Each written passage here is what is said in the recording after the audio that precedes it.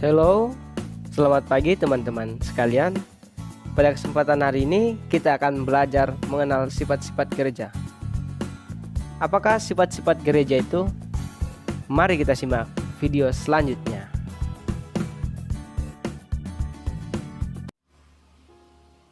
Mengenal sifat-sifat gereja. Saya akan menjelaskan secara singkat tentang sifat-sifat gereja. Apakah itu sifat-sifat gereja? Saya akan membacakan syahadat iman gereja Katolik. Syahadat iman gereja Katolik dirumuskan dalam dua credo. Credo artinya aku percaya. Ada dua rumusan credo, yaitu rumusan pendek dan rumusan panjang. Syahadat rumusan pendek disebut syahadat para rasul, karena menurut tradisi syahadat ini disusun oleh para rasul.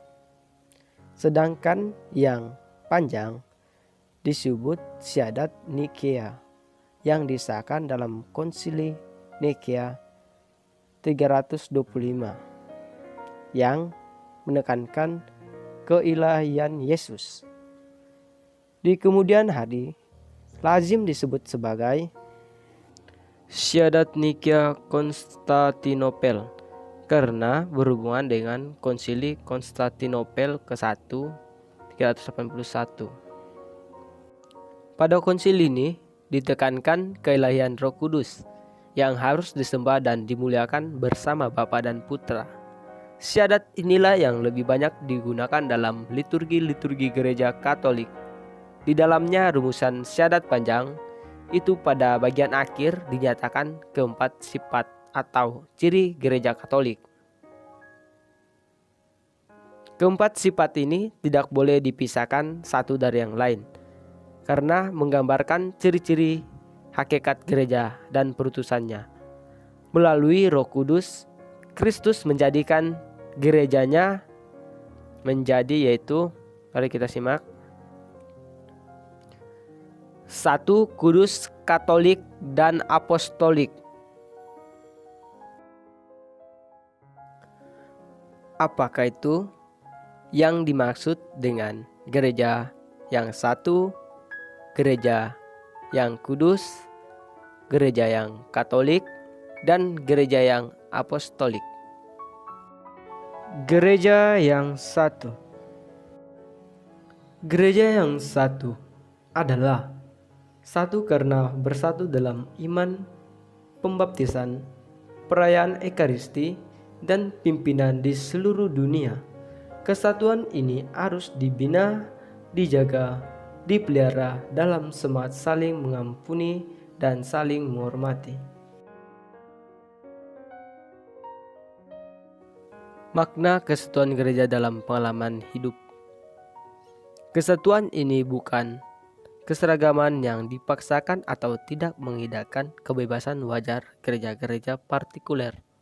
Oleh karena itu, ciri gereja yang satu menuntut suatu komunio dengan gereja Roma atau tidak terpisahkan daripada excommunicatio. Pada pertemuan orang muda Katolik mengusung bendera asal kedatangan mereka pada misa pembukaan HWD 2016 di Krakow, Polandia. Sekitar 187 negara berpartisipasi pada Hari Kaum Muda Katolik Sedunia atau World Youth Day HWD ke-31 di Krakow, Polandia pada waktu itu, bahwa ini adalah bukti bahwa gereja yang satu. Kesatuan gereja menurut ajaran kitab suci. Ajaran kitab suci, kesatuan gereja umat sudah tampak dalam kehidupan gereja perdana atau gereja awal. Hal tersebut dapat kita temukan dalam berbagai kisah dalam kitab suci. Untuk memahami makna kesatuan gereja, mari kita simak teks kutipan kitab suci berikut ini. Yesus mendekati mereka dan berkata, "Kepadaku telah diberikan segala kuasa di surga dan di bumi. Karena itu, pergilah, jadikanlah semua bangsa murid-muridku dan baptislah mereka dalam nama Bapa dan Putra dan Roh Kudus.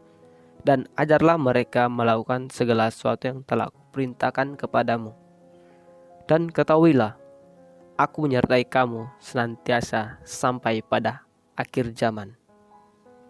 Matius bab 28 ayat 18 sampai dengan 20. Apakah upaya kita untuk memperjuangkan kesatuan gereja?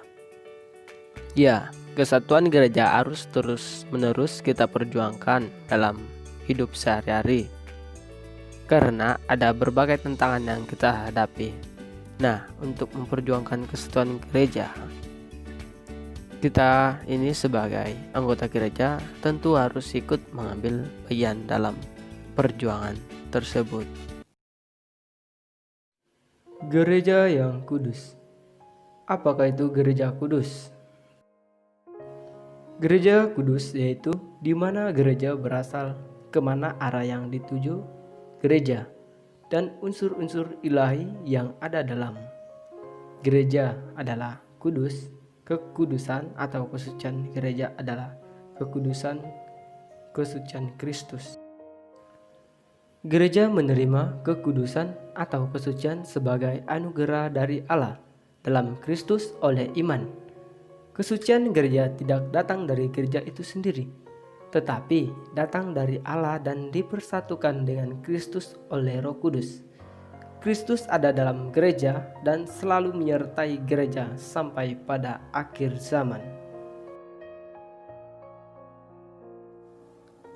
Kekudusan gereja menurut ajaran kitab suci dan ajaran gereja.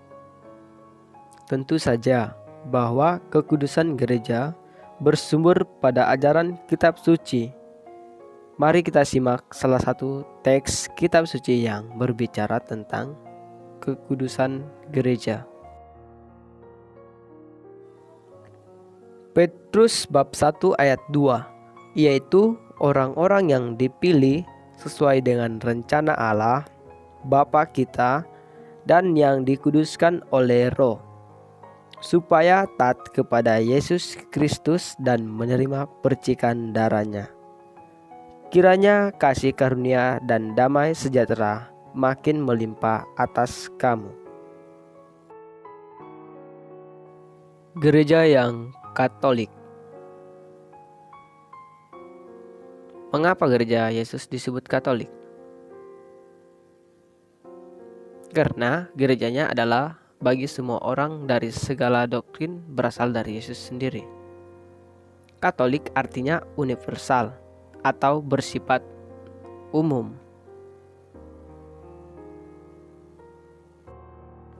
Gereja yang didirikan oleh Yesus ini adalah gereja Katolik, berasal dari kata Katolikos yang berasal dari kata Ekklesia Kataholos.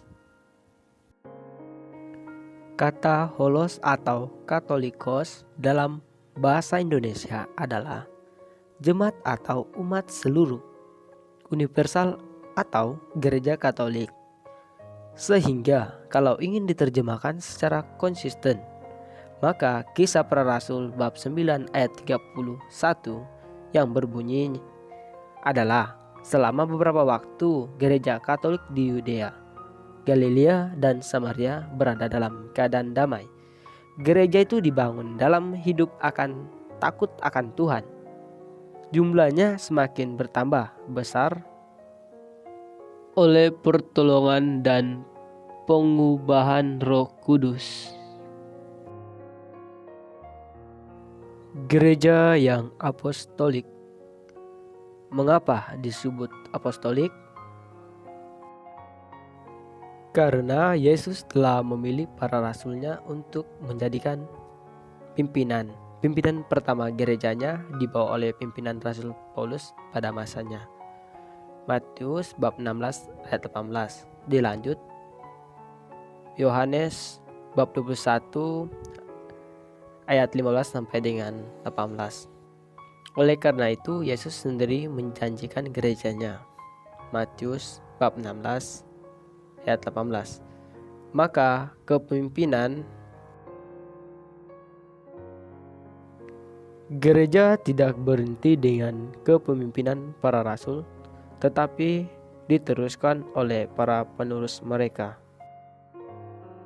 Dengan demikian, janji penyertaan Yesus terus berlangsung sampai pada saat ini, di mana Ia mengatakan, "Aku akan menyertai engkau sampai pada akhir zaman." Matius bab 28 ayat 20. Para rasul adalah para uskup yang pertama. Dan sejak abad pertama, ajaran para rasul dalam kitab suci dan tradisi kudus diturunkan dari mulut ke mulut kepada penerus mereka. 2 Tesalonika bab 2 ayat 15.